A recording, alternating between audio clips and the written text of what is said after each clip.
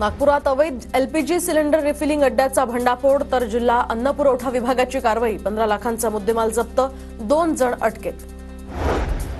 Plastic तिरंगा ध्वज विक्री रोखण्यासाठी कराडमध्ये मोहीम तर हिंदू जनजागृती समितीचा पुढाकार नियमभंग करणाऱ्यांवर गुन्हा दाखल करण्याची तहसीलदार आणि पोलिसांकडे निवेदनाद्वारे मागणी। मुळशी तालुक्यातील वडगाव वाघवाडीमध्ये बिबट्याचा धुमाकूळ तर बिबट्यानं कुत्रा आणि कोंबडीचा फडशा पाडल्याची माहिती। गावकऱ्यांनी एकत्र येत धाडस करून बिबट्याला गावाच्या बाहेर पळवून लावलं।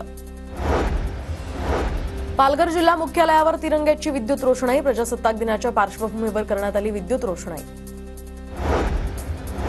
भोरमध्ये पोलीस पाटलांसाठी अॅट्रॉसिटी कायद्यासंदर्भात मार्गदर्शन मेळावा तर अॅट्रॉसिटी कायद्याची माहिती आणि अंमलबजावणी अशा विविध गोष्टींवर या ठिकाणी मार्गदर्शन।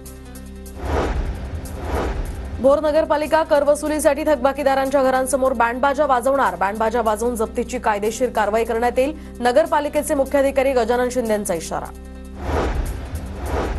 धुळ्यामध्ये सोलर रूफटॉप योजनेमध्ये आता सकारात्मक प्रतिसाद। दोंडाईच्या विभागामध्ये 716 ग्राहकांकडून वीज निर्मिती।